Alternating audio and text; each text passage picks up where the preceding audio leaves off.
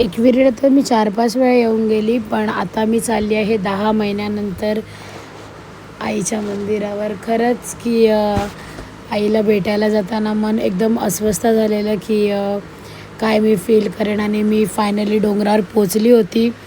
डोंगरावर पोचल्यावर मी भारावून गेली होती की मी इकडे येणं कसं विसरलेली आणि मला काय झालेलं मला माहिती नाही. त्याच्यानंतर डोंगर पाहावा, कारण की पावसाळ्याचा टायमिंग होता. इतकं सुंदर वातावरण तिकडे निर्माण झालं होतं, पण कंट्रोल स्वतःवर झालंच नाही. शेवटी मी गेलीच आईच्या भेटीला आणि तिथं जाऊन शेवटी मी रडली गाईज, कारण की माझे फोटो काढायची पण इच्छा होत नव्हती, अशी मला डोळ्यात भरून आलं.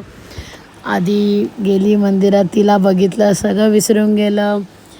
नंतर जी एनर्जी भेटली, नंतर तिच्या मंदिराला पण खूप छान असा नमस्कार केला.